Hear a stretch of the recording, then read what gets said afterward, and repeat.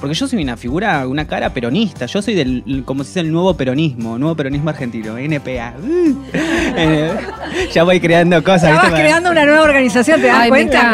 Para la candidatura. Pero yo soy peronista de la nueva generación, yo soy puto marrón de la villa del Fuerte Apache. Y hay que decirlo, mi voz es necesaria hoy más que nunca en los medios. Imaginemos 135 municipios, bueno, es como un montón llegar con la ESI a toda la provincia, pero se está trabajando muy decididamente con eso y sobre todo lo que hay es muy buena recepción y demanda. Y eso sí es muy importante. Y en eso yo quería decir algo, y a ver vos, Graciela, y las que lo conocen, a mí me parece que la ESI trajo otra cuestión. No solo todo el tema de contenidos explícitos que están planteados que antes no se trataban de esta manera, sino que también mostró que en la enseñanza hay mucho contenido oculto. A mí se me ha demonizado mucho, muy específicamente en redes sociales, también en los medios. Mengolini también es como una especie de símbolo cuca, feminazi y una serie de cosas. Así como te dice, porque es muy gracioso. Mongolini, no sé, hay un montón. Así, esa es una. Bueno, pero eso había claudicado. Contestales. Pero escuche, si ya les conté todo. Julia, en tercer grado ya estaba superado lo de Mongolini. Y después se lo... Yo recuerdo estudiar epistemología con Gregorio Klimovsky y todas las veces que había una jornada y yo hacía una exposición de epistemología feminista, él, que era el patriarca de los pájaros, me decía, su exposición estaba muy bien, pero me recuerda, y yo le decía, la física judía, porque era recordar el nazismo y cómo le decía a Einstein que como él hacía física judía no tenía, entonces él me atribuye a mí como feminista, ya me decía feminazi, era un avanzado. ¡Wow! El carpetazo a Klimovsky. Hay una autora que leí hace poco sobre este tema de las ultraderechas y habla de una suerte de cansancio de la emancipación de las propias mujeres, ¿no? Como esta cosa de, bueno, cansarse un poco del feminismo porque quieren pasar otra cosa, ¿no? Como a veces también este tipo de discursos avanzan porque esa cosa de ponerse pillo y pillas y parar esa marea está como desgastada por el tiempo, por la... no sé. Primero, toda educación es sexual y segundo, siempre hubo educación sexual en las escuelas. El tema es que no era educación sexual integral con enfoque de género y derechos humanos, que es la que estamos construyendo, pero educación sexual había desde el silencio, la omisión o desde el paradigma biomédico que... Hola, bienvenidas, bienvenidos, bienvenides a Días de Encuentro. Empezamos, vamos a charlar. Diálogo intergeneracional, se nota muy rápido que esto es así, ¿no, Inca? Sí, vamos a hablar, vamos a discutir de distintas cuestiones que tienen que ver con los feminismos, con distintos desafíos, conquistas, problemas, ansiedades, todo lo que tiene que ver con el género, que sabemos muy bien que es un tema muy, pero muy presente en la política, en la cultura, en el arte, en un montón de dimensiones. Y para este primer programa de Días de Encuentro, que se llama así por Estela Díaz, que es la verdadera estrella, nuestra Mirta Legrand, pero bien. Pero...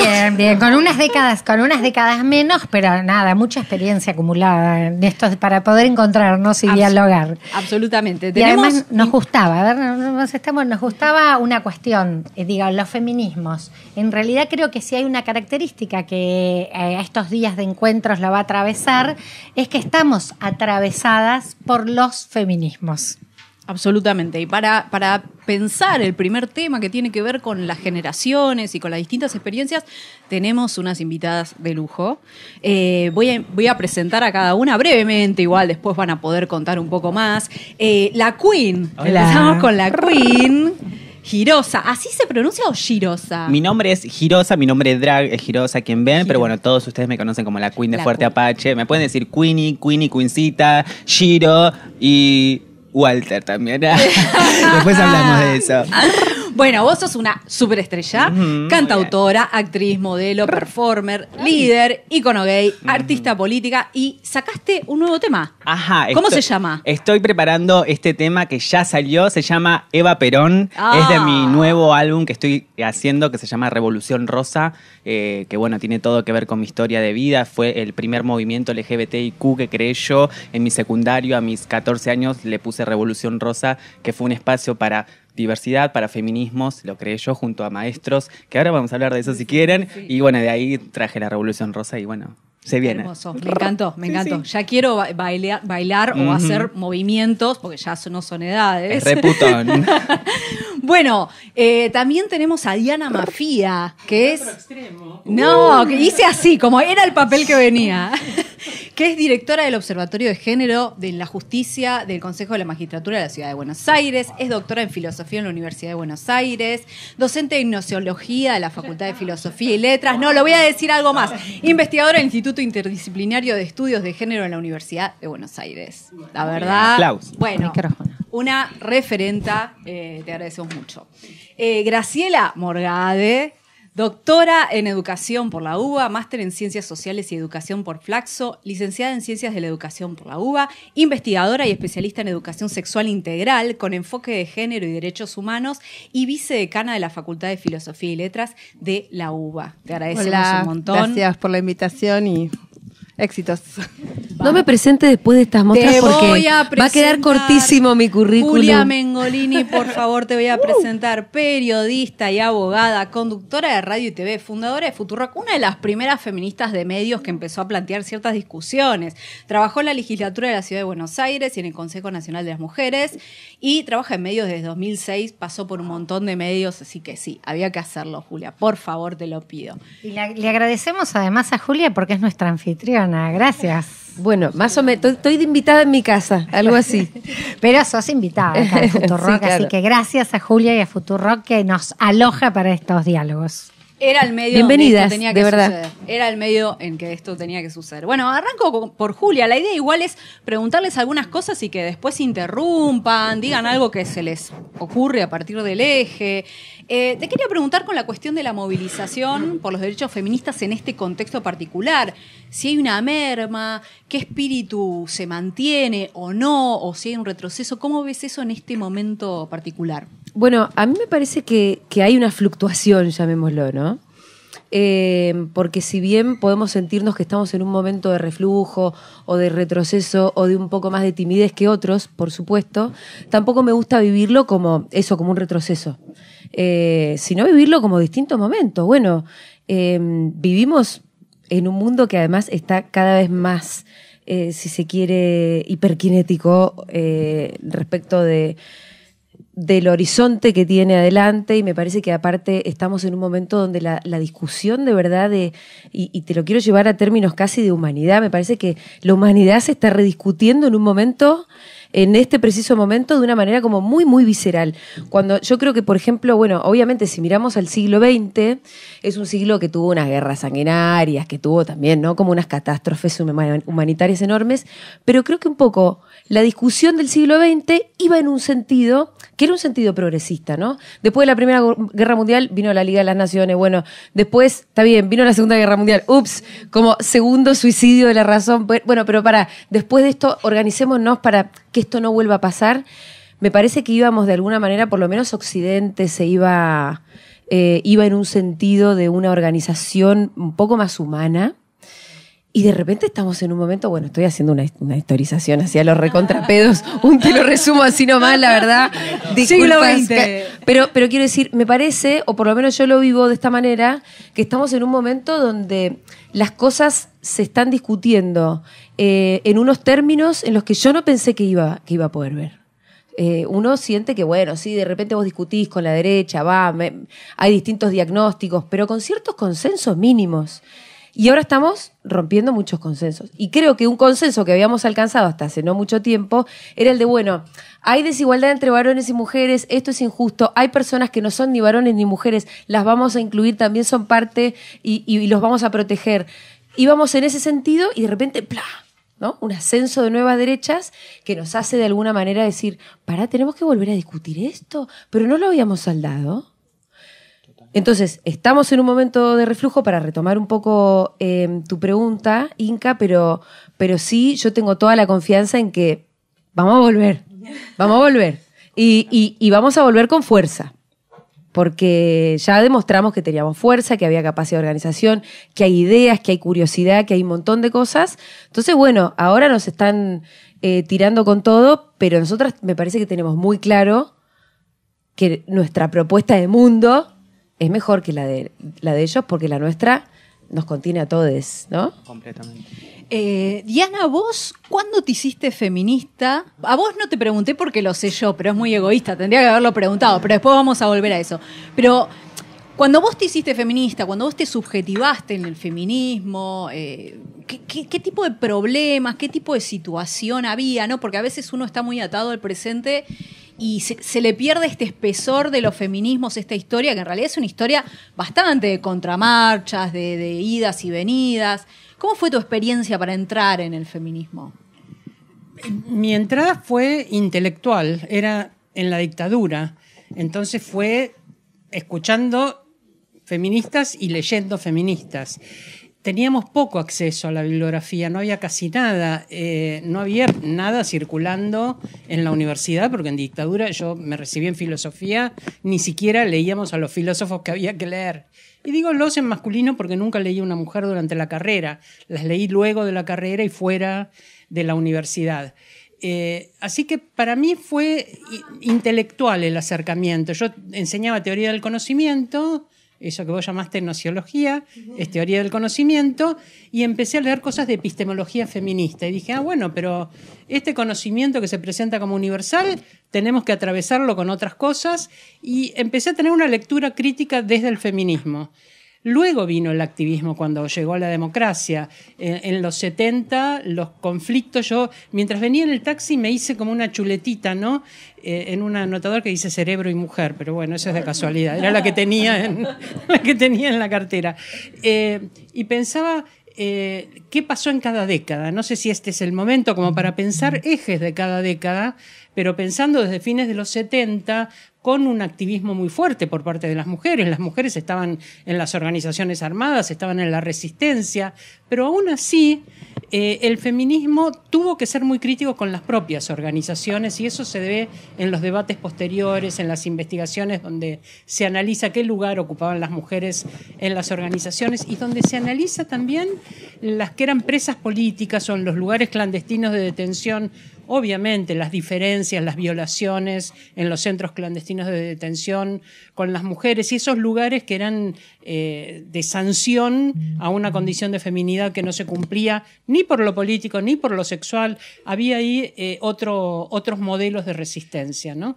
Entonces los 70, el momento en que yo me hice feminista, pasaba de todo socialmente, subterráneamente, en las catacumbas, donde estudiábamos por fuera de la universidad. Hay una idea de universidad de las catacumbas que trata de recuperar todas esas experiencias. Absolutamente. Y yo estudié ahí. Si yo no hubiera tenido la posibilidad de estudiar por fuera de la universidad, no habría podido ejercer nada, ni docencia, ni investigación, ni nada. Lo pude hacer porque fuera de la universidad había grupos resistentes, que muchos habían sido echados en 1966 en la noche de los bastones largos, luego con la sucesión de rupturas democráticas habían quedado fuera de la universidad, y se constituyeron en ese momento muchos centros de investigación de altísimo nivel académico, sostenidos, en el caso en el que yo estudié, cooperativamente, no era con financiamiento externo, es la Sociedad Argentina de Análisis Filosófico, que hoy alberga unos grupos muy interesantes de resistencia epistemológica feminista, donde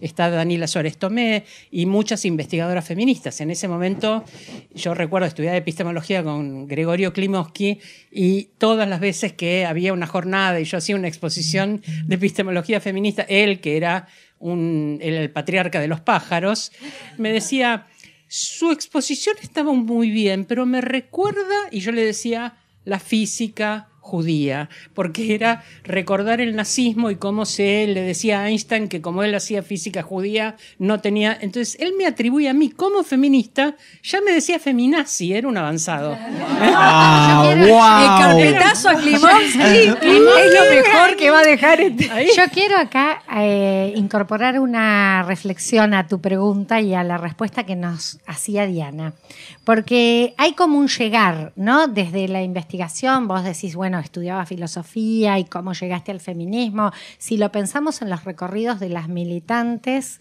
a mí me parece que tuvimos décadas y hasta hace poco que nosotras empezábamos a militar, a estudiar y íbamos llegando al feminismo. Íbamos descubriéndolo, participábamos en las luchas por los derechos de las mujeres. Encima se fueron llamando, ¿no? Hasta que nos dijimos feministas. Fue un proceso que llevó como mucho tiempo, ¿no? Incluso en los estudios de género, cuando se planteó que eran estudios feministas, todo esto tuvo etapas. Y yo creo que hay algo que ocurrió en los últimos años, y no tanto tiempo, que es que en algún punto las pibas ahora empiezan como algo de nacer feministas. Y que ellas mismas te dicen cuando militan en los secundarios, acá, bueno, la Queen es la más joven que tenemos, pero que te dicen... ¿Cómo que no hay espacio de género? ¿No tenían ustedes espacio de género? ¿Viste eso como cuando le preguntaba en Mafalda cómo no tenías televisor y para qué vivías? ¿No? Entonces, ¿cómo que no? Es tan natural tener esto. Y creo que ahí hay, ¿no? un cambio muy marcado en el sentido, en cualquiera de los ámbitos. Uno lo puede decir para los estudios académicos, para la profesión, para la militancia, que ahora es como hay una interpelación en torno a ser o no ser feminista incluso, ¿no? Ahí me parece interesante traer la experiencia de la Queen, porque mencionaste este espacio que construiste vos, Revolución Rosa, en un contexto también institucional, pero no académico, y me parece muy interesante que hayas pensado un espacio así para interpelar a otros, porque no era solamente, bueno, yo soy feminista y una cosa medio privatizada, si se quiere, sino que quisiste como establecer una suerte de activismo en ese sentido. ¿Cómo fue eso? ¿Y en qué lugar? ¿Cómo? Sí. Bueno, fue en mi época de adolescente, cuando tenía 14 años. Fue más o menos en 2011, 2012. Sí, yo ni bien pisé el secundario, me dije una frase que era: o comes o te comen. Yo sé que es re fuerte, pero si fueron en el secundario saben cómo es. Entonces, yo daba clases, así que lo entiendo. Entonces yo ya venía obviamente sufriendo muchísimo bullying en la primaria, muchísimo. Y dije, bueno, el secundario no me va a opacar, todo lo contrario, yo voy a hacer la semillita para que florezca y bueno, de ahí que salgan todas las demás ramitas y mariquillas y bueno, y demás. Y entonces dije, necesito crear un espacio donde no tengan miedo, donde nadie tenga miedo, porque yo veía, el puto tiene ese gay radar, ¿entendés? Que olfateás y ves a todas tus hermanas, lo sentís. Y yo veía, pero no veía que salgan, y obviamente... Aunque parezca nada 2012, era otro mundo, literalmente, aunque parezca hace poco. Yo sé que en el 2000 era otro mundo, en los 80 otro mundo, pero 2012, para ser una mariquilla en un secundario de Devoto, siendo un pibe puto de la villa, yo soy del Fuerte Apache, también en mi mente decía, bueno, pero yo puedo ir por esto, yo puedo ir por más, yo puedo hacer esto y puedo crear un lugar para feministas, para diversidades, para preadolescencias y adolescencias de LGBT que no tenemos. Yo lo hablé hace poco en un podcast que yo tengo ahí, que hago con la produ del Fuerte Apache, que se llama Hola Loca. Yo hablé que las preadolescencias y las adolescencias gays, o sea, o LGBTIQ, no tenemos justamente eso, la normalización en nuestra vida en el día a día, porque yo si tengo que traer a mi novio tengo que decir a mi mamá que soy gay, entonces tengo que salir del closet y todo. ¿Entienden lo que quiero decir? No, es como que se heteronormalizó todo, vivimos en una heteronorma en donde nadie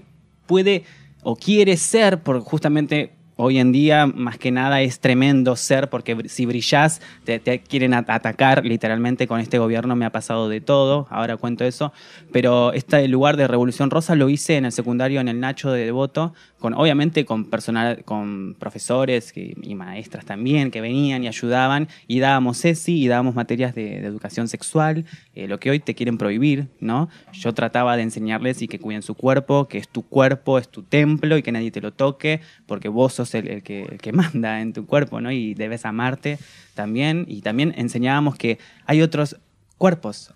Mostrábamos cuerpos travestis, mostrábamos cuerpos no binarios, mostrábamos cuerpos andróginos. Que mostrarle eso también a un pibe blanco cheto de Devoto es otra cosa, ¿eh? Chicos, es otra cosa.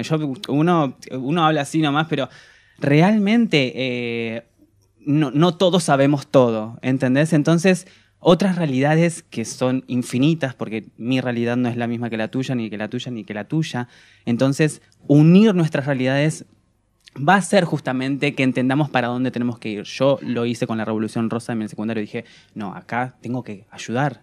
Porque también yo digo siempre, si no fuese superestrella, sería abogada. Porque me gusta defender. Muchas abogadas, serían muchas abogadas. Es incompatible. Dale. Y por anda eso. vestida así. Mírame a mí, eso. mi amor.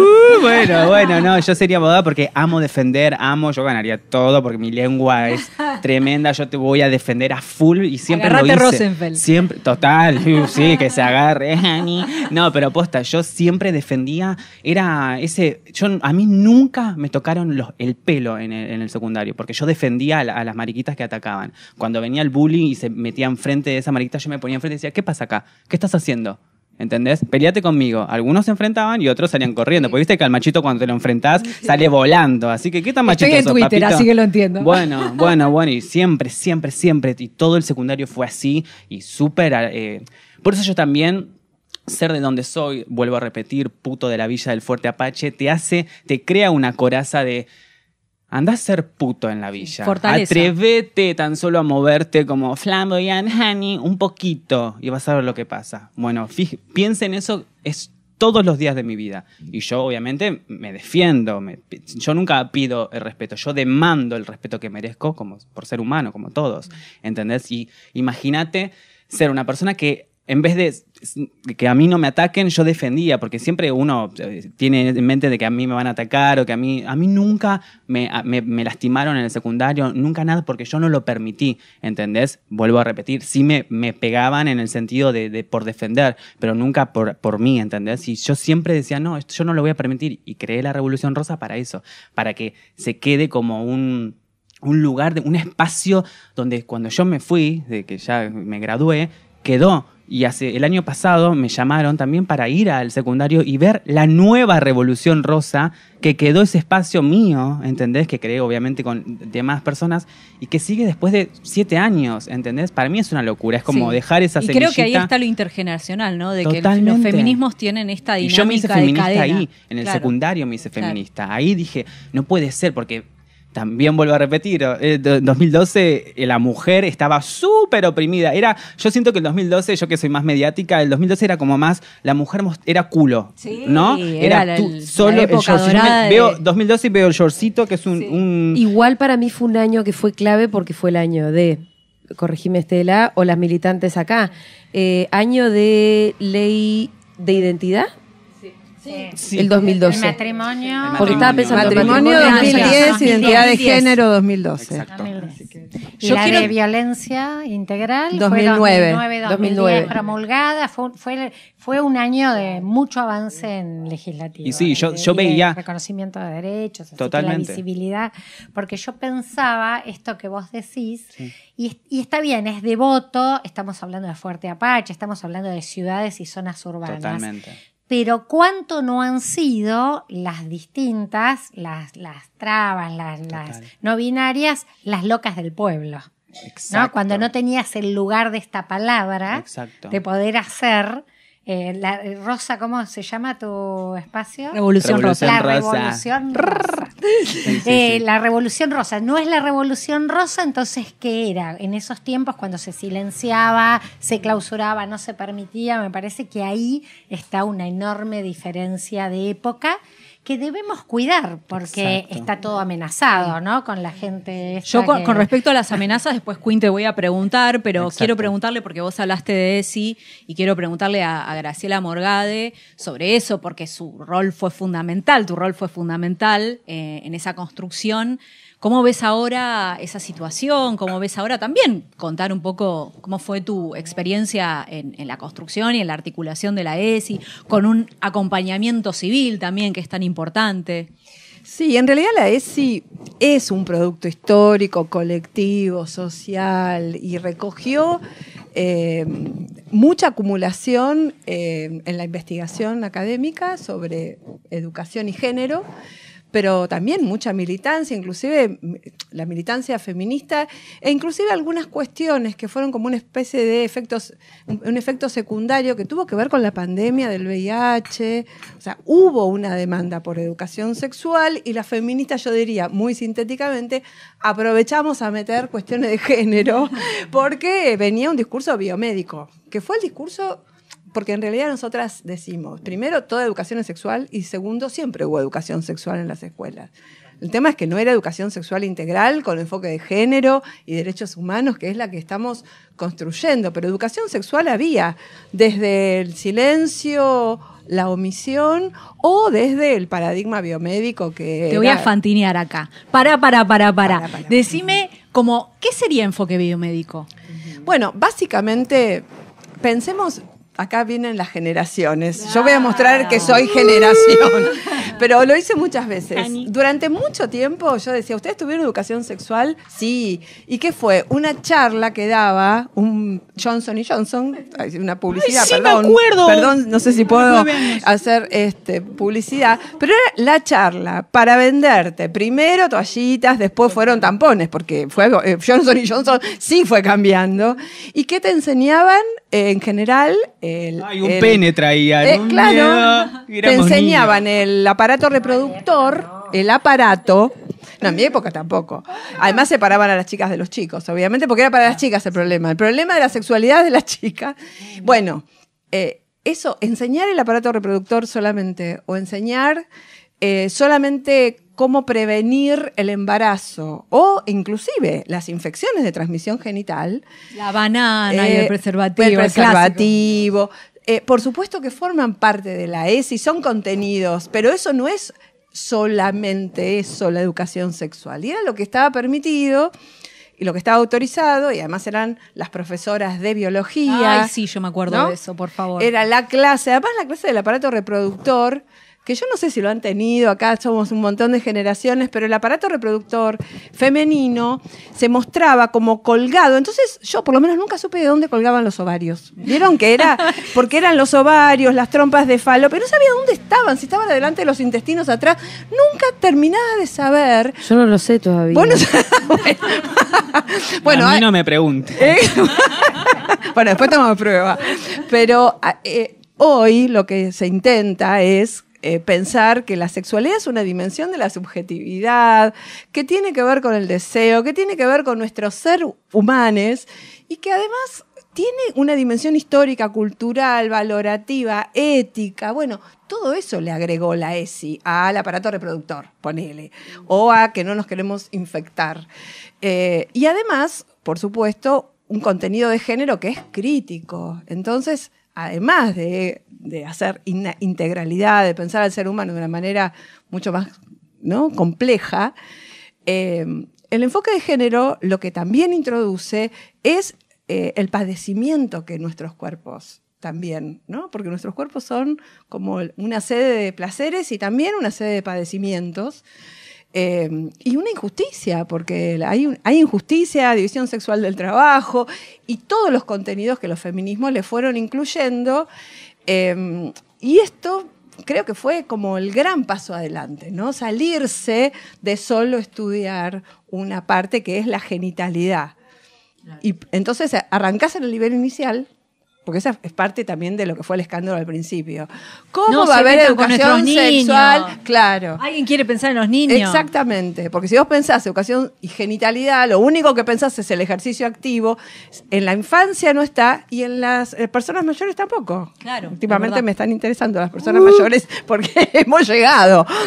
Bueno, eso tiene la educación sexual integral, tiene toda esa mirada vinculada con la sexualidad en todas las generaciones, vinculadas con los derechos, con los vínculos y básicamente una cuestión ética que es el respeto por la identidad construida de las diferentes personas y un respeto profundo, un respeto que tiene que ver con considerar la humanidad, ¿no?, de las otras personas. Bueno, eso es la ESI, por eso no le gusta mucho al gobierno actual tampoco. Y está desfinanciando al programa nacional.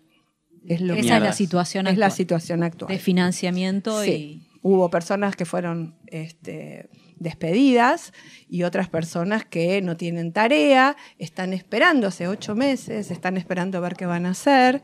Y bueno, y hay una provincia de la Argentina que tiene una dirección de educación sexual integral, pero la voy a dejar a la ministra que hable del tema. En eso, bueno, vamos a hacer un poquito de... No, en la provincia de Buenos Aires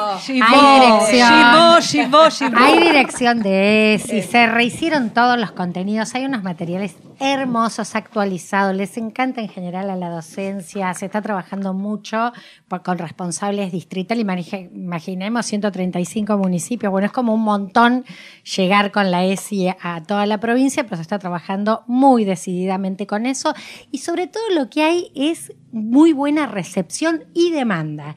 Y eso sí, muy importante. Y en eso yo quería decir algo, y a ver vos, Graciela, y las que lo conocen, a mí me parece que la ESI trajo otra cuestión. No solo todo el tema de contenidos explícitos que están planteados que antes no se trataban de esta manera, sino que también mostró que en la enseñanza hay mucho contenido oculto y que hay prácticas que segregan por género, que discriminan, que marcan desigualdades, que reproducen formas, ¿no?, de cómo valoro determinado género frente a otro. Les pongo en eso a los pibes y a las pibas expectativas, posibilidad de silencio. Y me parece que la ESI trajo fuerte porque también hace una interpelación institucional, no solo de contenidos, cómo nos organizamos en la escuela. Y la escuela, que es tan normativa, que nos quiere a todos así, tan cada uno en su cajita, tan del siglo XIX. Entonces me parece que la ESI conmueve en ese sentido también a la institución. Es una revolución la ESI. También. Sí, hay algo de eso y también hay algo que tiene que ver, por ahí es un poco técnico, perdón, soy pedagoga, pero con el vínculo pedagógico, que es que todas las personas saben, todas las personas tienen algo para decir. Eso también conmueve a la institución, porque la tradición es que hay alguien que sabe y otra persona que no sabe y hay que transmitir. Y bueno, la experiencia del cuerpo sexuado, la experiencia social, todas las personas la tienen y tienen algo para decir y eso también conmueve a las estructuras, digamos. Sabés que ¿no? Hoy tuve reunión de padres de salita de 5 y la seño Moni en un momento habló de la ESI y yo dije, fa.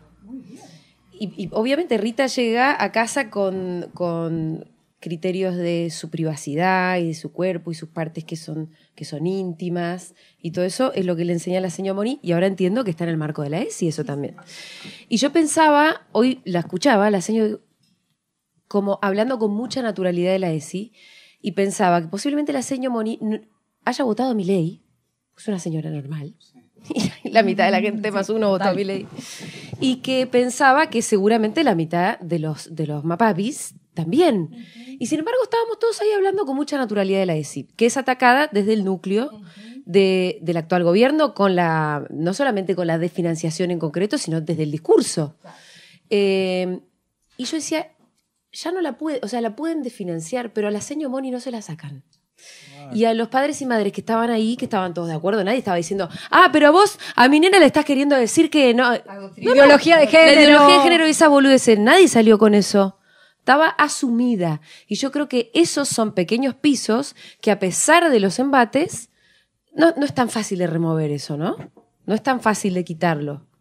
En relación con esos pisos y con esas conmociones de estructuras más desde el lado de la filosofía del conocimiento, ¿qué cosas te parecen, Diana, que por ahí son justamente las cosas que se pueden disputar o que se están disputando desde esos espacios, ¿no? Porque sabemos que acá en todo lo que estamos hablando, el saber también contribuyó a este tipo de decisiones, el discurso biomédico y particularmente con la cuestión, cerebro y mujer, lo estoy leyendo en tu libreta, ¿no?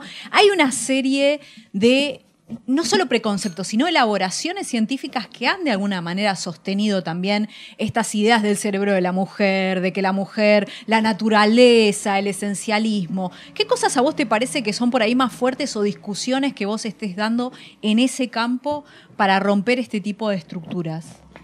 Hay algo que me parece muy negativo y es la conjunción de naturalizar las diferencias y jerarquizarlas, o sea, no es simplemente que mujeres y varones es un núcleo binario, que heterosexual o homosexual es binario, sino que es una cosa superior y la otra es inferior. Entonces, cuando discriminás diferenciando y jerarquizando las dos cosas. La conjunción de esto, estructural, en el discurso estructural, junto con ahora todo el discurso acerca de que individualmente tenés que poder, y si te esforzás lo suficiente llegás, y que es una cuestión individual, y que si no llegaste porque no pusiste suficiente empeño y suficiente decisión. Entonces siempre el fracaso es individual. El éxito aparece como individual cuando está ese éxito de alguien que descolla, está apoyado en las cabezas de mucha gente y en los cuerpos de mucha gente y en mucho trabajo invisible que hacemos las mujeres para que ese señor pueda dedicar 20 horas a pensar en la luna y alguien tuvo que resolverle algunas cuestiones cotidianas. A Galperín alguien le tuvo que dar la papillita, pisarle la bananita, ¿no? Y todavía se las pisan, me parece, pero bueno, ese es otro tema. Pero yo creo efectivamente esta invisibilización de algo decía Bertolt Brecht, ¿no? En Preguntas de un obrero que lee. Bueno, Alejandro conquistó, solo la conquistó. Claro. Napoleón solo lo hizo. ¿Quién cocinaba para el ejército cuando estaban en la trinchera? ¿Quién les cosía los botones? Preguntemos esa cuestión general de toda una sociedad que queda por fuera de esa iluminación de una lamparita que te dice es el individuo. Y aparece ese individuo como una cosa excepcional. Y los demás somos unos mediocres que no llegamos a estar bajo la lamparita. Esa conjunción me parece muy negativa. También, por supuesto, todo el discurso acerca de qué podemos y qué no podemos los seres humanos, qué cualidades, cómo lo descriptivo se transforma en prescriptivo, ¿no? En obligación. Nos dicen que los varones son racionales y las mujeres somos emocionales, pero también nos dicen que si un varón es demasiado emocional ya es poco masculino. Y si una mujer es demasiado racional y abstracta, es poco femenina. Entonces quiere decir que ya no estamos diciendo cómo somos, estamos diciendo cómo debemos ser y así se nos educa. Yo creo que en la educación sexual integral, una parte que se conmovió desde los cimientos, es que la sexualidad no es solamente para la reproducción. Decir que hay algo biológico y que hay un perno que encaja en un tornillo y una tuerca, digamos que la cuestión de la sexualidad es un tornillo y una tuerca, decir eso, y no van a nacer dos tornillos o dos tuercas porque se te arruina el discurso, decir eso es decir que hay una edad, por eso los niños y los viejos no están, o viejos, viejas, viejes, no entran dentro de la sexualidad porque ya no están en periodo reproductivo. Decir que hay otras prácticas sexuales que no necesariamente son el coito es ocultar que no tenés por qué, por ejemplo, operar a un bebé intersex porque no va a poder penetrar y transformarlo en una niña. Esa transformación como si fuera un mueble de una corporalidad para una práctica sexual que es la única legitimada. Y luego está la emocionalidad, el hecho de que la sexualidad tiene, entre otras cosas, un modo de comunicación, un modo de interrelación, una manera de estar en el mundo, como decía Graciela, un modo de vivir tu cuerpo, tu vida, tus relaciones interpersonales.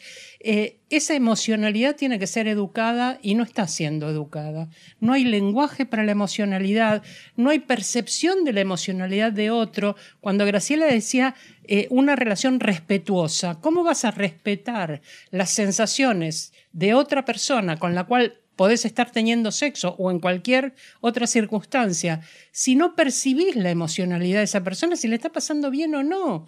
Cosa que cuando hay violaciones, etcétera, y los tipos no se preocuparon de ver si ella estaba bien o él estaba bien. Entonces, me parece que la cuestión de la corporalidad, de la emocionalidad, del intelecto, de las taxonomías, ¿no? Las clasificaciones, todo esto tiene que ver, por supuesto, la filosofía tiene para aportar a ese pensamiento de manera crítica.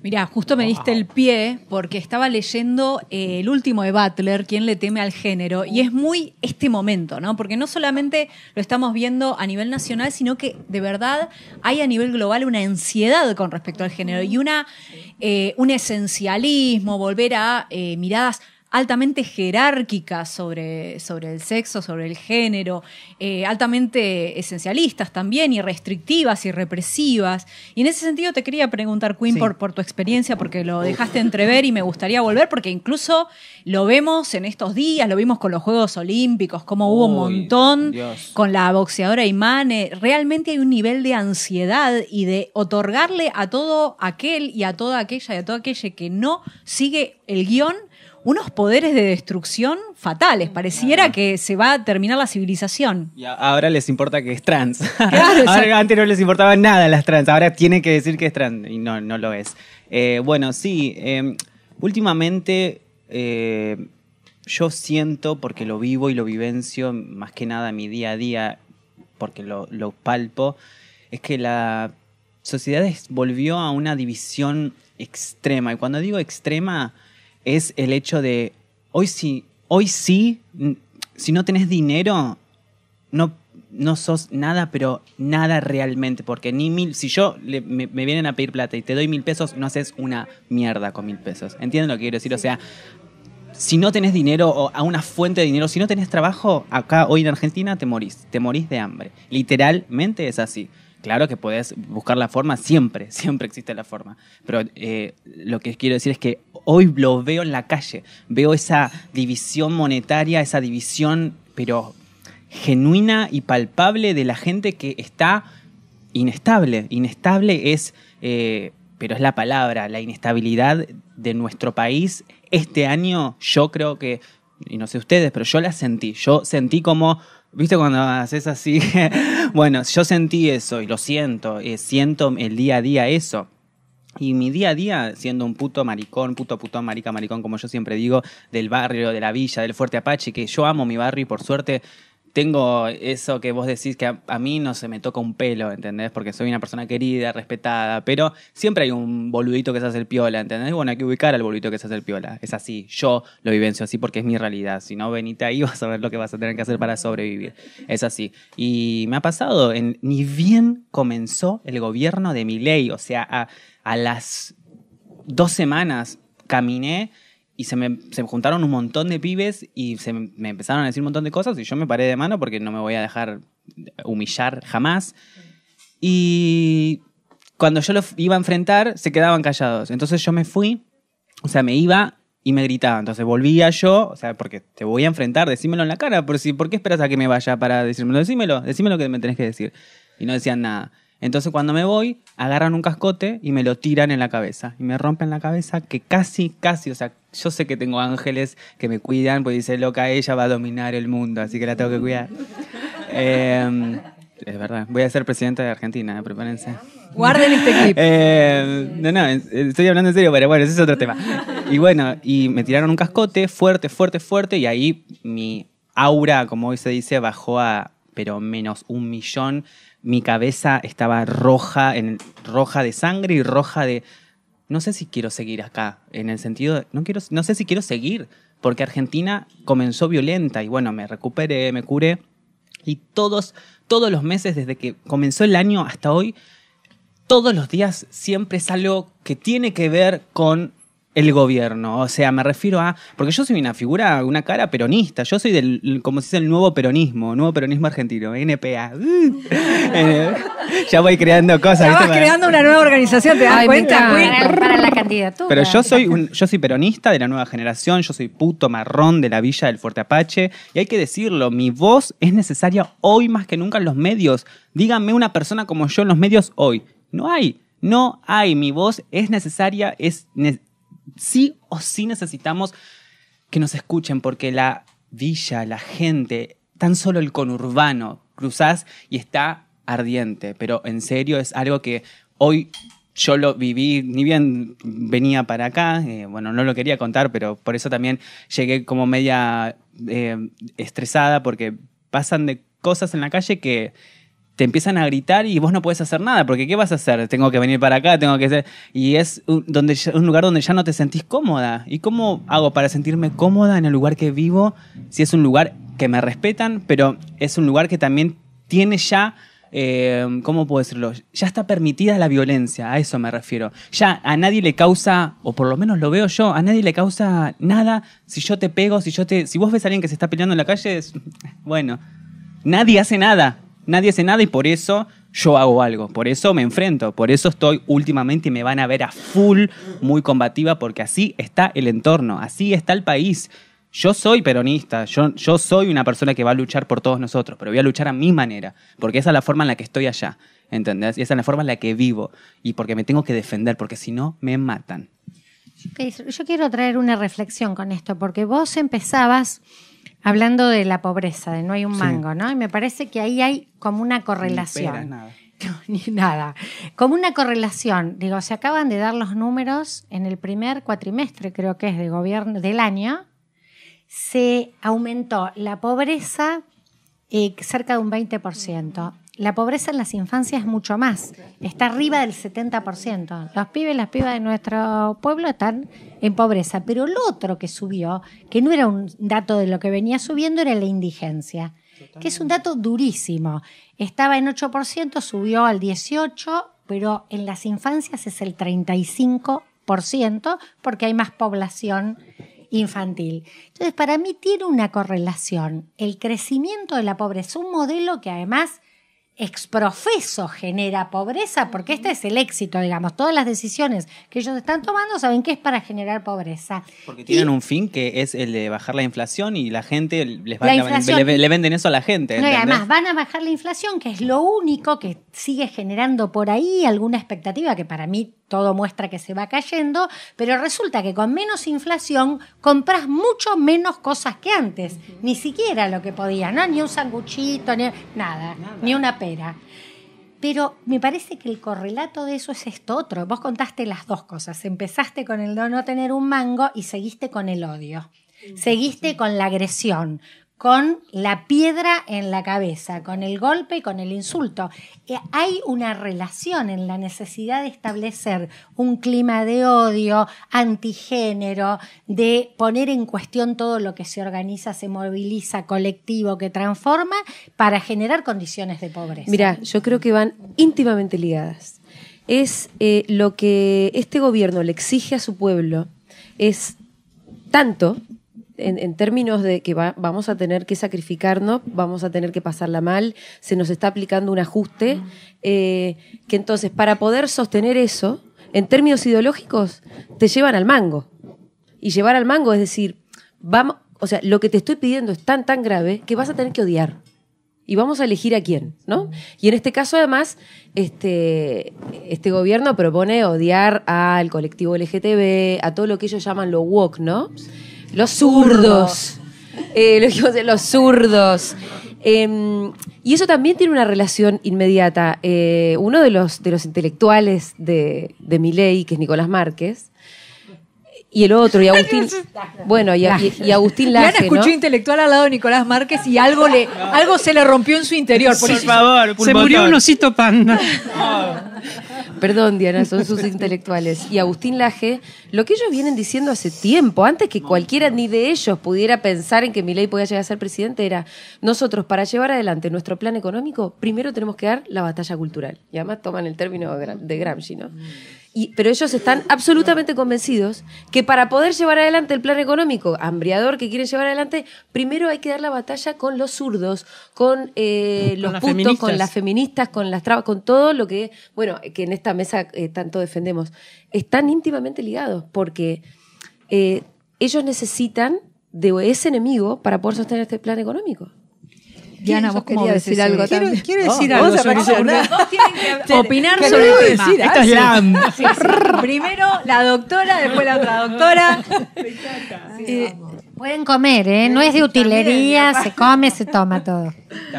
Creo que recordaba el libro Putas y Guerrilleras, es el libro maravilloso, no digo hermoso porque es terrible, pero tan maravilloso en la profundidad del relato que se hace acerca de cómo torturaban y cómo violaban a las mujeres en los centros clandestinos de detención. Lewin, ¿no? De Miriam Lewin y Olga Warnock. Gracias.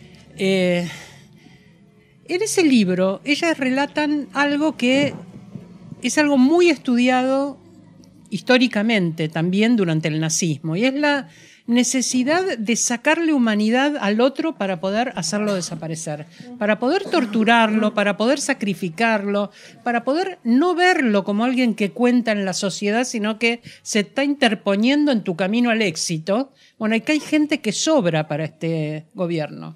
hay gente que sobra. ¿Quiénes son los que sobran? Esa es la batalla cultural. Entonces, ¿es con todos adentro o hay gente que sobra? Primero tenés que deshumanizar a esos que sobran. Y esta es la violencia. La violencia es decirte, vos no sos necesario en esta comunidad o no sos necesaria en esta comunidad. Ese proceso de deshumanización es el tipo de batalla y yo creo que restaurarlo es muy difícil. Lo restaurás. Quizás vos decías, yo soy muy peronista, yo soy muy socialista. Entonces, pero tenemos algunas acciones en común. Pero entonces pensábamos ciertos cambios sociales, siempre pensándolo de manera internacionalista, universalista, con todo el mundo adentro, con una enorme diversidad. Yo creo que en este momento podés sostener a pequeña escala, que ese proyecto internacionalista, el neoliberalismo es en este momento internacionalista. La ultraderecha es internacionalista. La ultraderecha es internacionalista. O sea, han logrado algo subterráneamente y no nos dimos cuenta de la fuerza que tenía hasta que lograron hacerse valer en esa forma tan de poner en la sombra aquello que no está, que no hace juego con su proyecto, ¿no? Que es un proyecto muy, muy inhumano. Me parece que las pequeñas resistencias, esto yo creo que ustedes están haciendo, es una red de resistencias, reuniones como algunas que estoy teniendo últimamente con pequeños grupos de feministas, son espacios de resistencias, reuniones. Yo tengo 70 años, o sea, claramente... ¡Wow! No pareces nada. Ay, ¿viste? Como me dijo una vez un alumno, me dijo, ¿cuántos años tenés? Y yo en ese momento tenía 50. Yo le dije 50 y me dice, ¡ay, no parece! Y yo le digo, ¿cuánto parece? No sé, 49. ¡Nunca! Yo debo parecer de 69. Tenés un alma de 3. ¡Wow! Porque fui hippie, soy feminista y soy zurda. Feminismo Y tenés muy buen cutis, Diana, también. Sí, sí, bueno. Diosa. Y eso que no me viste en camisón, como la tía. Bueno, parece que estamos de invitación. Los que dicen que soy chueca no me han visto en camisón. Bueno, lo que quiero decir es que tenemos las viejas, estamos habituadas a unos modos de resistencia que no abandonamos. Yo tengo un pequeño club de resistencias donde hay mujeres de más de 90 años que van a las marchas y que se ponen con su bandera y que no nos resignamos porque hemos luchado muy fuertemente en muchas dictaduras, muchos años. Yo voté en el 83 por primera vez y tenía 30 años y había pasado 17 años de mi vida en dictadura. Es un tipo de experiencia que te marca. La gente que es más joven nació en dictadura y tiene un relato de la democracia. Ni te cuento los que nacieron en 1993. Ni siquiera conocen quién es Astiz. Así que imagínate, gente muy joven en estos últimos tiempos. Sí. Graciela, ¿vos cómo ves estas quería conjunciones? incorporar un par de cuestiones que por ahí hasta polemizamos un poco, pero que también me parece que este tiempo nos convoca. Hay un concepto un poco que es como la autocrítica, ¿no? A mí mucho la autocrítica con ese concepto no me gusta porque en general la gente que pide autocrítica pide que vos te flageles para después usarlo en tu contra. Pero una reflexión profunda de qué faltó o qué falta, y lo hago desde la educación y lo hago desde la ESI, hace muy poquito. Hicimos un coloquio de nuestra facultad de Filosofía y Letras, donde nos dimos la oportunidad de hablar de algunas cuestiones, ¿no? Entonces, yo creo que, por ejemplo, las masculinidades, pero no las masculinidades subordinadas con las que estamos aliadas, sino esas masculinidades hegemónicas, esos jóvenes que no saben bien dónde meterse. La verdad es que yo creo que pensamos y hablamos poco. Y yo siempre lo digo, autocrítica. Pero si a mí hace unos años me decían, no, esos varones, yo decía, y bueno, que se arreglen, que hagan grupos, qué sé yo. ¿Quieren que les arreglemos la vida a ellos también? No es para arreglarles la vida, pero en educación tenemos que pensar cómo abrir la conversación. Y los varones heterosexuales, cis, que no saben dónde meterse porque algo quieren hacer, pero después, bueno, ahí hay un sujeto, y hay un sujeto de la educación para hablar. Han votado masivamente a Milei. Bueno, es que o sea, algún problema hay. Evidentemente. evidentemente. O Viendo se los articularon números. en formas reactivas, Bueno. de eso, de volver a órdenes naturales, supuestamente además idealizados, porque hay mucha Sí, idealización, ¿no? exacto. Y hay también como una idea de que si se vuelve a determinados regímenes jerárquicos, hay ansiedades que van a desaparecer, ¿no? Hay mucho de imaginario y de sueño onírico que las ultraderechas han sabido Es que interpelar muy bien. probablemente sea una reacción, digamos, ¿no? En el péndulo, ¿no? La ola, por ejemplo, la ola que tiene el reflujo, el péndulo que vuelve. Pero yo creo que hay una parte de ese péndulo con el que tenemos que trabajar, me parece. ¿Sabés Yo que, pregunto algo con eso.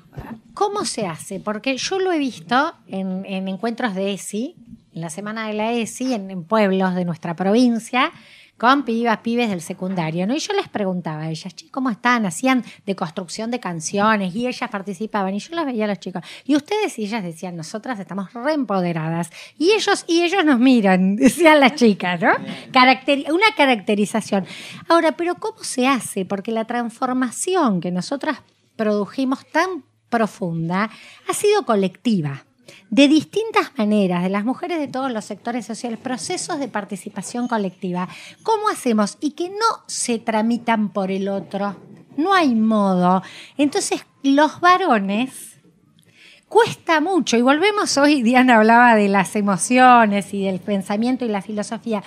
Cuesta mucho producir una reflexión. Y para mí, si no es colectiva, va a ser muy difícil.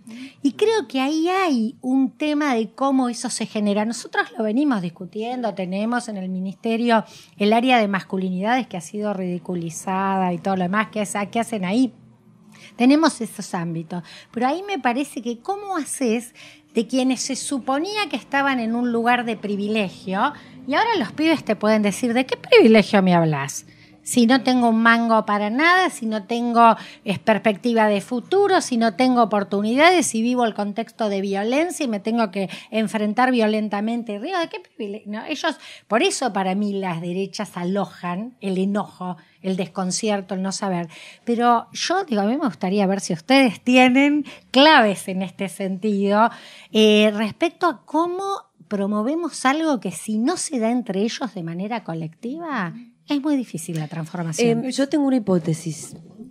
No tengo ninguna solución ni respuesta, pero sí tengo una hipótesis. Yo, esa pregunta que vos haces, de si acaso hubo una reacción conservadora o si esto que pasó es una reacción al feminismo, me la hago todos los días y me quemo la cabeza. Porque me parece que sería injusto decir, bueno, lo que pasó es reacción conservadora a nuestra revolución, y entonces ¿eso dónde deja nuestra revolución? ¿Qué hacemos? ¿Nos tenemos que apichonar? ¿Estás en la mitad del río? ¿Tenemos que ir para atrás? ¿Nos tenemos que arrepentir de las conquistas? Parece estúpido. Pero si fuera una reacción, entonces, ¿cuál es la respuesta? Yo creo que más que reacción, lo que pasó es otra cosa.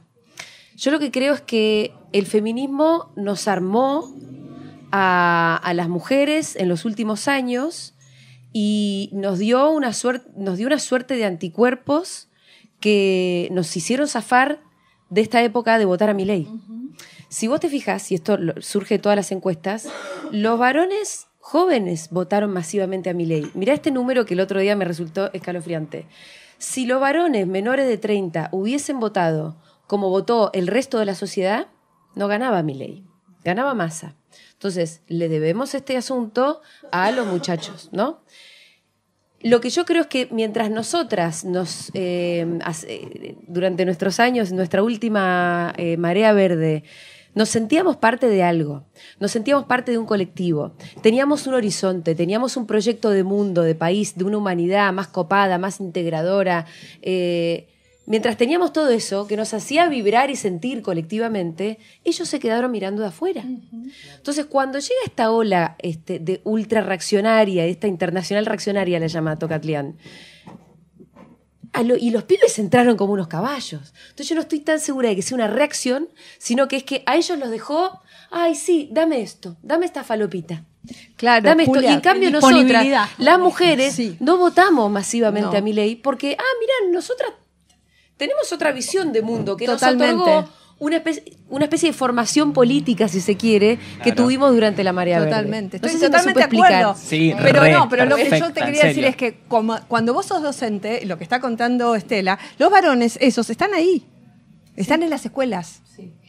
Entonces, la pregunta es, desde la ¿Qué haces ESI, ahora con ¿qué eso? hacemos ahora? Y son preguntas que el Ministerio está alojando y también tenemos que alojar con la ESI, que es preguntarnos eso, ¿de qué manera? Yo no tengo la respuesta. Lo que también sabemos es que hay vulnerabilidades también en los varones. Y que como se compraron el discurso del macho, no se pueden conectar con la propia vulnerabilidad, porque cuando se empiezan a conectar con la vulnerabilidad, también llegan a la conclusión de que el patriarcado mata varones. Se suicidan más, ¿no es cierto? En este momento. Sí, hoy comentábamos justamente con Graciela que yo había estado leyendo unos datos acerca del suicidio de varones y que nos preocupa mucho la cuestión de varones adolescentes.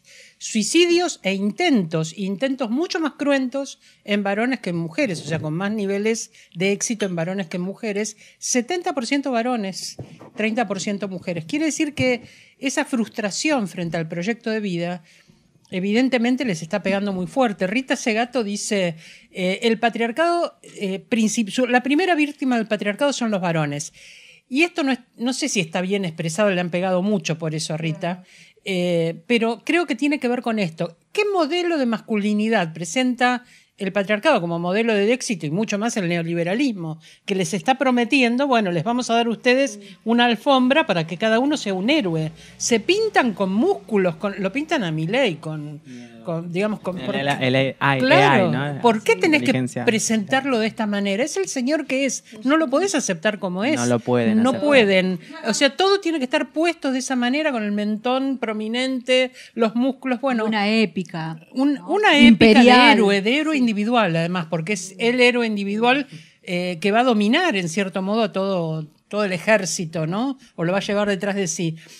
Yo quisiera vincularlo con algo que tiene que ver con la violencia y que tiene que ver con esta relación, efectivamente, pensando en un núcleo de adolescentes, ese chico y esa chica que todavía están en la escuela, que tiene que ver con los mecanismos de la cancelación, ¿no? Uh-huh. Las chicas rápidamente armaron redes de denuncia y que se junta. Yo recuerdo un año en que fui invitada y fui con mucho gusto invitada por los centros de estudiantes del Pellegrini, del Buenos Aires y del ILSE. 2018. 3 escuelas de élite, en cierto modo, siendo escuelas públicas, escuelas de élite intelectual, etcétera, pero no pedagógica. Ninguna de las 3 escuelas tenía protocolo de violencia, a pesar de que la Universidad de Buenos Aires ya tenía protocolo, con lo cual las escuelas hubieran tenido que aplicar algún tipo de protocolo. Había muchas situaciones de violencia y los pibes estaban acorralados. Quienes me invitaron eran pibes que decían, ¿qué hacemos ahora? Resulta que no podemos ir ni a las reuniones, ni podemos ir al viaje de egresados, ni podemos ir de campamento, porque estamos cancelados, porque tuvieron un acercamiento torpe, porque están aprendiendo a los 14 o 15 años, no tienen todavía un protocolo, algunos no lo quieren nunca, pero en esa edad se está aprendiendo. Siempre fue difícil para los varones, sean heterosexuales o gays, el acercamiento. Vos decías, bueno, nos reconocemos. Los viejos gays dicen, ojo de loca, no se equivoca. Honey. O sea, haces tu diagnóstico y te miraste y ya sabes. Pero, pero igual el acercamiento tiene una dialéctica difícil. Si a vos te expulsan por ese acercamiento torpe, no tenés posibilidad de reparación. Y a mí, la cuestión de la reparación me parece una posición en contra del mercado, en contra del capitalismo, quizás porque yo era hippie y todo lo hacía a mano y, ¿no? En mi ropa y mis objetos trataba de construirlos. La idea de que no sirve se tira y pasa el otro, es una idea de inmediatez cada vez más ansiosa y con las redes mucho más. La temporalidad se angostó muchísimo. ¿Cuánto tiempo te podés tomar para reparar un vínculo? Parece que nada. Si el vínculo no funciona, chau, se rompe. Ahora, Diana, pero yo te pregunto, la cancelación estuvo pésima. Y a mí, yo la verdad que también, hasta te diría que por este lugar y por lo que Futurock representaba y representó sobre todo en 2018, para nosotros fue de una gestión muy, muy complicada. Porque además yo siendo abogada, hasta con una formación jurídica, me parecía que era como, no, chicas, así no, ¿cómo ordenemos? Pero estaba pasando entre los adolescentes, como vos bien te acordás, donde las propias pibas empezaron a organizar incluso hasta rituales, te diría, de defensa y se zarparon un poquito.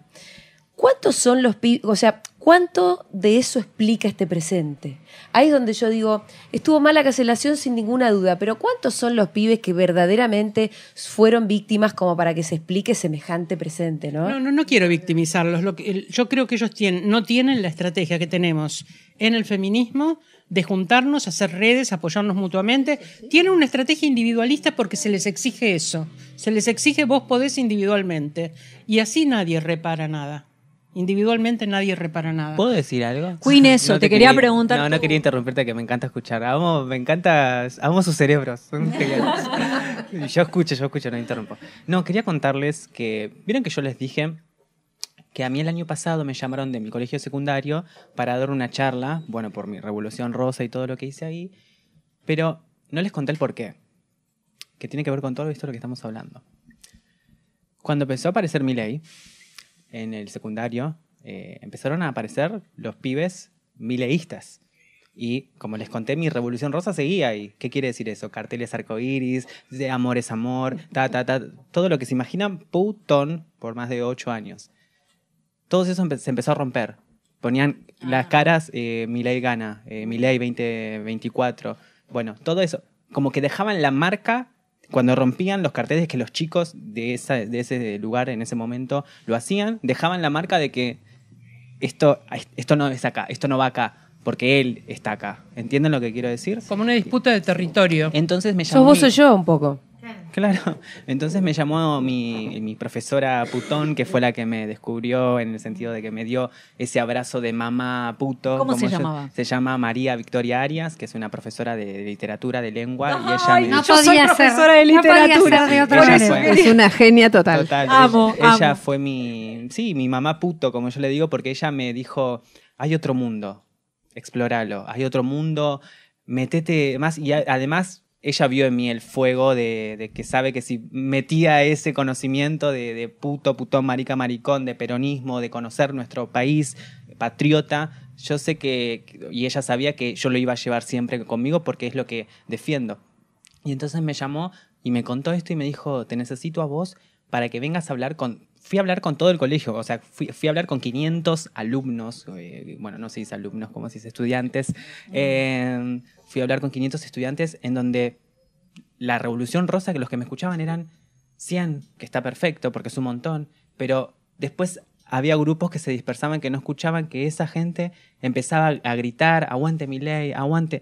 Literalmente mientras yo estaba hablándoles de lo que hice en ese colegio, de por qué hoy pueden elegir, por qué hoy pueden ser libres, porque antes yo no lo podía hacer, yo tuve que hacer eso para poder que otros lo puedan hacer. Y mientras yo contaba eso, para también hacerles entender que tienen que resistir, porque miren esto. Miren, hoy, y lo vi, por eso les hablo de la división extrema del país, porque si estaba cuando apareció, imagínense Lo ya... pudiste ver en un caso muy cercano. En el caso, me llamaron justamente por eso, porque rompían los carteles y pegaban Milei 2024, o todo lo que hacían los chicos de ahí de la Revolución. Y yo me quedé atónita cuando me contaban, y porque lo sentí ni bien llegué. Sentí que el colegio estaba roto, pero en un buen sentido y en un mal sentido, o sea, como que se sostenía, viste, como siempre tenemos que sostener todos nosotros, digo, como que se sostenía así y estaban pisando. Yo sentí eso, ni bien pasé, y antes no lo sentía, yo era la reina, bueno, obviamente no me refiero a mí, me refiero a que si iba a visitar había otro ambiente, entonces por eso me llamaron, para decirle a los pibes, che, ¿qué está pasando acá? ¿Qué está pasando acá? En el sentido de, pónganse piolas, defiendan esto porque miren lo que está pasando, porque eran 500 en la Revolución Rosa, ahora son 300, ahora son 100, que mañana van a ser 10, mañana va a ser 1. Bueno, si queda uno, seguí. ¿A qué me refiero con eso? Que se empezaron a ocultar, a eso me estoy refiriendo. Se empezaron a ocultar. Claro, me parece que ahí operó también un silenciamiento, que bueno, me parece que acá, bueno, Julia lo sabe muy bien porque fue muy atacada, vos también como acabas de contar, en un nivel físico incluso, pero también me parece que operó cierto... Hay una autora que leí hace poco sobre este tema de las ultraderechas y habla de una suerte de cansancio de la emancipación de las propias mujeres, ¿no? Como esta cosa de, bueno, cansarse un poco del feminismo porque quieren pasar otra cosa, ¿no? Como a veces también este tipo de discursos avanzan porque esa cosa de ponerse pillo y pillas y parar esa marea está como desgastada por el tiempo, por la no sé, ¿sintieron eso en un punto? ¿Sintieron que había quizás en las propios aliados, aliadas anteriores, una cierta como, bueno, hablemos de otras cosas? ¿Notaron eso? Yo no veo a nadie perdón, y que lo digo, pero yo lo digo porque yo soy así. La verdad que nadie me paga las cuentas, me las pago yo, así que whatever. Pero de todo nuestro mundo, desde que está Milei, yo no escucho a nadie decir nada. Y a quien más amo en este mundo, que es nuestra Beyoncé, que es Cristina Fernández de Kirchner, la escucho muy poco. Y yo la quiero escuchar a ella. Yo estoy hablando de mí. Cada una hable de lo que quiera. Yo quiero escuchar a una referente que amo, que sigo, que no quiero decir la palabra líder porque es tremendo, pero yo la amo porque es quien a mí me dio las alas. Su política de Estado de darle netbooks a los pibes que no teníamos, a mí me ayudó a estudiar. A mí me ayudó a abrir la mente. ¿Y qué mejor que abrir la mente a un ciudadano? ¿Entienden lo que quiero decir? Ella me dio esa herramienta y yo la quiero de quererla y la quiero de quererla. ¿Entienden? La quiero en serio. Quiero escucharla y no solo a ella, quiero escuchar a los que están con nosotros. ¿Dónde están? Yo no los escucho. Yo no escucho a nadie que está con nosotros, no escucho. Desde que está Milei están todos callados. Todos. Y lo saben. Todos están callados. Yo no escucho a nadie, solo escucho Futurock. Que se defiende. Vamos a hacer un clip con esta interpelación. Sí, por favor. Totalmente, quedamos con mi amor, tenés un montón de clip para hacer. Porque a mí me parece que acá trae esta cuestión de que pasa en el propio campo, porque la ultraderecha, esto lo charlamos con Julia bastante. Un cafecito, rosqueando en un cafecito. Pero porque me parece cuánto debate trae en nuestro campo. Ay, bueno, se pasaron tanto, hay que ser un poquito más conservadores. El famoso los 3 pueblos. El famoso de se pasaron los 3 pueblos. ¿Sabes? Charlábamos estos días en conmemorando Evita, después del 26 de julio, y yo decía, ¿cuántos pueblos? Décadas se pasó Evita. Imagínense ustedes si había que discutir la osada de Evita, que se le ocurrió hasta hablar del trabajo invisible de las mujeres, ¿no? Tremenda. Entonces digo, hay un debate en relación a esto que es en el propio campo popular, en relación a qué balance hacemos de eso, y me parece que es al contrario, ¿no? Es al contrario, hay que seguir ahí en la trinchera defendiendo y viendo lo que falta, y me parece que de todas maneras hay una situación que yo creo que te deberías dar una vueltita por la escuela sobre fin de año, a ver cómo está el clima, porque me parece que los enojos van a empezar a estar en otro lado, ¿no? En este lado que no te da odio, soledad y ni un mango. Ahora sí creo, volviendo a tu pregunta, que la militancia mermó un poco. Obviamente que los últimos Ni Una Menos o convocatorias callejeras no tienen nada que ver en la convocatoria con lo que fue el 2018, la verdad. Yo sigo yendo y somos muchas menos. Entonces, también siempre me pregunto, ¿qué pasó?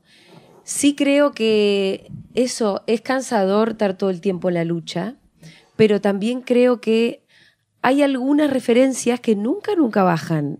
Y eso es lo que a mí me da tranquilidad. Porque, claro, las masas no van a estar siempre alertas, pero siempre vos tenés líderes, referentas que no bajaron nunca. Y mientras haya eso, bueno, a mí me da mucha tranquilidad. Y por eso yo también tomo esa decisión como mi propio proyecto de vida. Digo, bueno, hoy estoy sola, pero o no estoy tan sola, pero hoy somos poquitas. No importa. Habrá otros momentos, quiero decir. Cuando yo me hice feminista, volviendo al comienzo de la charla, que vos sabés, Diana, que tenemos una amiga en común, que tal vez nos mira de algún lugar, que es Loana Berkins. En el cielo rojo de las trabas. Qué hermoso. Bueno, a mí me hizo feminista Loana, porque yo fui a trabajar en la legislatura y yo tengo la suerte que me pasen cosas extraordinariamente interesantes, aunque yo no las busque. Entonces, era muy chiquita, yo trabajaba en la legislatura. Julia era asesora de Juan Cabandier, que presidía la Comisión de Derechos Humanos, y Loana era mi asesora en Derechos Humanos, yo era legisladora. Cuando Diana era legisladora. Entonces nos encontramos en una reunión de comisión trabajando en un proyecto de aborto no punible para la ciudad. Y ahí estaba esta furia travesti espectacular que era Loana, y nos hicimos amigotas enseguida. Entonces, bueno, Loana me formó. Entonces yo digo, mejor hada madrina para hacerte feminista. La verdad que no pero existe. yo no puedo creer lo que estás envidia diciendo. absoluta que pero tengo, envidia. No, sana. pero es que total, porque aparte éramos compinches en tu laburo. Yo tenía que ir todos los días a reuniones que por ahí era un embole y aparecía Loana. Y ya está. Cambiaba el ambiente. Loana, porque Loana, vos entendés que sí. Loana, o sea, es el ícono total. gay Sí, gay, pero traba. aparte, imagínate, Queen, que en ese momento Loana era tan solo una asesora como yo. O sea, no era... Ahora nuestra memoria está como... Nunca fue tan solo una asesora. No, eso A es mí verdad. acá también eso es era verdad. también había un Eso es reconocimiento, verdad. un reconocimiento a Loana Mafia. Sí, yo era legisladora y me preguntaban, ¿vos trabajás con Loana Berkins? Total. Sí, decía yo emocionada. Sí, de verdad que nunca fue tan solo una asesora. Era la mejor. Y además Eh, el humor. Para mí lo que Luana le ponía un toque extra a la transformación, que es un humor exquisito, maravilloso, que cualquier reunión pava, pesada, te la transformaba. Totalmente, pero quiero decir, estaba yendo a las referencias, ¿no? Para mí son tan fundamentales. Para mí, el hecho de que haya gente con voluntad inquebrantable es como que, bueno, que te salva cualquier presente, ¿viste? Vos la ves a Estela, a Tati, que ahí están las viejas también, les pasó absolutamente de todo y ahí están, van y marchan. Si Luana estuviera viva, posiblemente sería presidenta, de eso nosotras dos no tengo ninguna duda. Y no sé, bueno, volviendo, porque vos hablabas un poco de la desmovilización también. Sí, yo creo que hay que asumirlo como un momento un poquito de retaguardia, pero creo que si acá somos, las 6 que somos, y seguramente muchas otras más, que todavía hay voluntad, bueno, hay una esperanza. Hay un mañana. A mí me parece que esta idea de las referencias me dio una idea como para cerrar esta maravillosa charla. ¿Ya? Sí, no, pero van a ver que cada una va a tener que responder y eso va a tener su tiempo, porque lo que me gustaría preguntarles es 2, 3, puede ser más, pero digo 2, 3 como para hacerlo abarcable, de referencias feministas, puede ser por distintos lugares, que para ustedes son fundamentales, que están ahí en su panteón y que ustedes dicen, bueno, mi antes y mi después, ¿me sacó del sueño dogmático de la dominación masculina o es un modelo, un paradigma ético, estético, vital, lo que sea, que cada una tire esa? Bueno. Bien la Queen. Sí, sí, porque las sí. vi a las otras como... Siempre la y vos, travesti. Queen, La ya. travesti siempre empieza. Claro, empieza. es así. Y termina, Ani. A ver, la primera feminista que yo puedo decirles es mi vieja. Mi mamá fue... Bueno, está viva. Que siga siempre. ¿Querés decir el nombre o no querés que prefiero bien, bien. Pero siempre fue esa mujer que iba en contra, pero de todo. O sea, si todas se vestían de negro, amarillo o rojo. O sea, en el sentido de que siempre fue para lo que ella quiso. Y ella siempre me enseñó eso. Obviamente respetando a todo el mundo. Me educaron excelentemente con todo lo que me pudieron dar. Pero ella siempre me enseñó que me tengo que amar, que soy una persona hermosa, que puedo ir por lo que quiero y porque lo tengo, porque nunca importa de dónde soy. Mi mamá, mi papá me adoptaron a mí, mis padres biológicos me abandonaron y yo con la familia que vivo con mi mamá, porque mi papá falleció ya hace 9 años de cáncer de pulmón, ellos me dieron una vida libre, una vida, sí, feminista, porque a mi papá también, a mi papá le decían Gardel por Gardel el tanguero, porque él tocaba tangos por el barrio y por todos los lugares, o se iba a vender ahí a mataderos y todo, era vendedor callejero. Y él también era artista, feminista también, claro que sí, porque mi mamá siempre fue ese eje, ¿no? Siempre fue una señora que siempre luchó, y para mí el feminismo, o por lo que veo, ¿no? Siempre la lucha no solo que es importante, tiene que existir, porque si no, no sos, bueno, no quiere decir no sos feminista si no luchás, pero sí, ese es el título, no sos feminista si no luchás para mí, porque es lo que ustedes están hablando, si se pierde el fuego, lo que te da fuerza para ir por esto y decir, yo pongo acá el verso y la mano y digo, no, Argentina no es para 5, es para todos, ¿entendés? Yo quiero mis derechos como mujer, yo quiero mis derechos como travesti, como puto, como lo que sea, ¿entendés? Es luchar. Entonces, tiene que estar tu convicción. Si no, para mí no lo sos. Para mí no lo sos. Tiene que estar en vos tu convicción y sale y siempre te das cuenta. Y uno atrae también lo que quiere o como se muestra, uno atrae feministas, atrae putones, atrae lo que pensás. Siempre es así. Bueno, Milei atrajo lo que piensa y Argentina estaba... Yo creo que Milei ganó por el impulso. Yo no creo que Milei ganó porque la gente quería a Milei. Yo creo que si lo hemos visto, y yo encima compartí un espacio con Milei cuando fui a un programa, él estaba al lado mío así, vos sos Milei. Vos sos Milei. fuerte, qué y yo revelación. soy yo. No hagamos el cambio. Vos Milei, yo.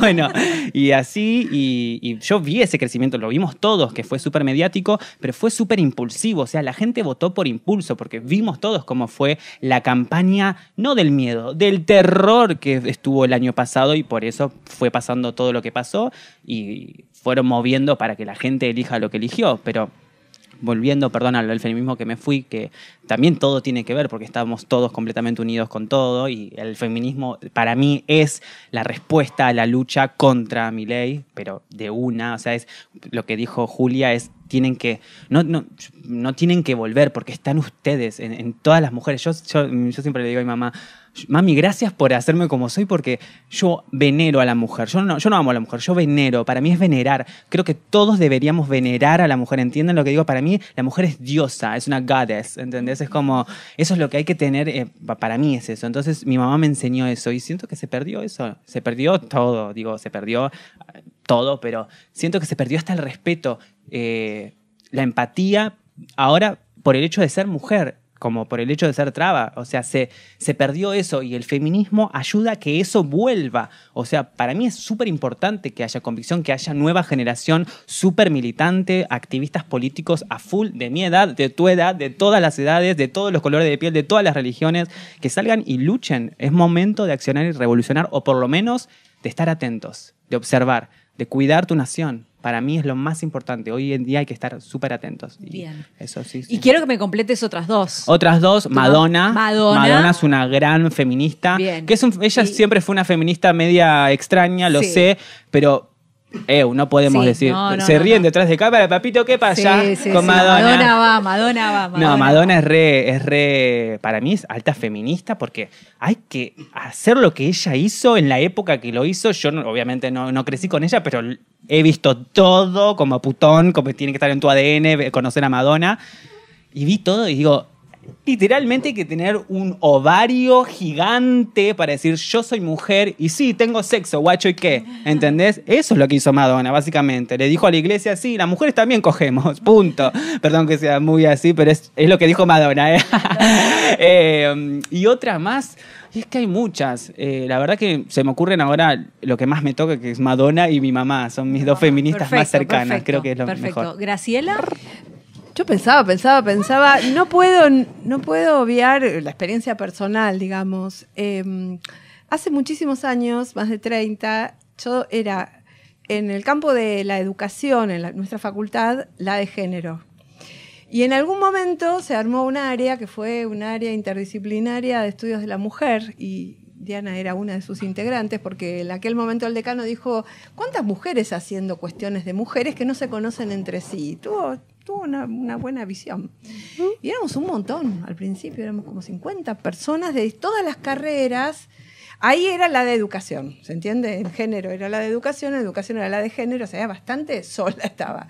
Ese colectivo, con grandes diferencias entre sí, para mí fue la referencia teórica, porque aprendí, porque estudié, estaban las mujeres de filósofas, estaban las mujeres de historia, de artes, de letras, de antropología, y estoy profundamente agradecida a ese colectivo. Era el área interdisciplinaria de estudios de la mujer, después se transformó en el Instituto Interdisciplinario de Estudios de Género, y ahí está, en la facultad sigue estando.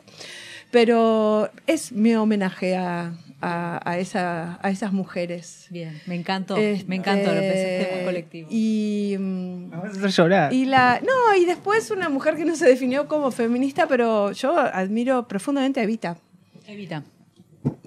Es que lo fue en muchos sentidos. Feministas empíricas, digamos. tal cual. En Feminista muchos de la sentidos diferencia. Yo es en más algún complejo, momento- pero había ahí una. Y básicamente también su práctica, ¿no? Su Y práctica. la cuestión de las Su legisladoras. práctica. Y Sí. volviendo una y otra vez sobre...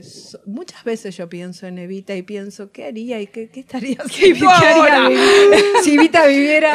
Porque bueno, esas lecturas, todo el tema con Perón, o sea, hay muchas lecturas, pero creo que pocas mujeres hicieron más por la vida de las mujeres que en esa práctica, ¿no? Entonces, bueno, también es referente. Evita. Sí, Bien. re. ¿Diana? Uy, tendría que pensar desde qué perspectiva. Si pienso intelectualmente, para mí es muy claro que mi primer deslumbramiento fue gracias a María Lugones. María Lugones murió hace poco, lamentablemente, muy joven, una filósofa. María Lugones, una filósofa poscolonial, muy crítica en relación con la filosofía occidental, con el feminismo y con la propia filosofía decolonial, porque ella hacía una crítica feminista a la filosofía decolonial. Entonces, para mí fue muy inspirador esa ruptura de lo que estaba acomodado en un lugar y se podía arrasar y pensar de manera mucho más compleja. Obviamente Loana Berkins era mi hermana, trabajé 20 años con ella, entonces la ruptura no solo teórica, sino política del binarismo, para mí vino con Loana. Pensar que todas las políticas públicas estaban atravesadas de binarismo, pensar que a cada rato nos encontrábamos con ese escollo de si vas a una sala de varones o una sala de mujeres cuando te internan en el hospital, si la cárcel de varones o la cárcel de mujeres cuando encerraban a las travestis por su condición de género o por ejercer la prostitución, si los programas eran programas para mujeres, programas para varones, todo el tiempo nos tropezábamos con ese binarismo. Esa convicción política del ir contra eso, que lo hice como defensora del pueblo, como legisladora, y bueno, ahora como Observatorio de Género en el acceso a la justicia, ella fue la directora del área de diversidad en el Observatorio de Género. Eso lo hice con Loana. O sea que para mí ella es, bueno, y tengo su foto en mi oficina y de vez en cuando me doy vuelta y le digo, ¿qué hacemos, Loana? Realmente su palabra para mí era una apertura mental muy importante. Pasó una cosa muy rara cuando fui legisladora, y fui legisladora por iniciativa y la quiero nombrar por iniciativa de Dora Barrancos. Dora había sido, siendo académica, legisladora, y ella dijo un periodo. Y cuando me llamó le dije que no, obviamente, estaba haciendo mi tesis de doctorado, ni siquiera estaba afiliada a un partido político, votaba izquierda, pero no era una consecuente activista. Y me dijo, mira, tenés que hacerlo, es una responsabilidad. Dije, bueno, pero un periodo igual que vos, o sea, lo hacemos y volvemos a la academia, que fue lo que hice. Pero ella me inspiró una manera de actuar muy ética, no tengo las cualidades de... Ella tiene una sutileza para la política, una inteligencia política emocional de la que yo carezco, y además una voluntad. Ustedes decían, bueno, ya no nos animamos al activismo, no escuchamos hablar. Las viejas estamos on fire todo el tiempo. Es tremendo. Párenla. No, al revés. Es tremendo. Tenemos un chat donde hablamos de todo y discutimos, y o sea, te lo muestro y ves que estamos discutiendo 3 temas a la vez. Hicimos otro, porque eso era demasiado confuso, porque hablábamos de muchas cosas juntas, para acciones que requieren respuesta inmediata. Entonces, rápidamente, ¿qué decimos? Redactar algo. Entonces, un grupo que nos contiene, pero no descansamos ni nos callamos la boca ni nada. Entonces hay algo generacional y ahí quiero decir que para mí es inspirador también que haya gente joven que toma la llama sagrada y sigue. Para mí eso es importantísimo y me encantaría armar un puente intergeneracional. Me encantaría que... somos unas viejas locas, bueno, ok, estamos ahí, el chat no se llama Viejas Locas, pero podría llamarse. ¿Cómo se llama? No, el chat se llama, no, es serio, se llama Colectiva Feminista Federal por la Democracia y los Derechos Humanos. Le tenés que buscar un nombre más Colectiva punchero. Feminista Federal por la Democracia y los Derechos Humanos. Si la googlean aparecen nuestras palabras. Todo el tiempo. Entonces, pienso también en gente joven que me inspira.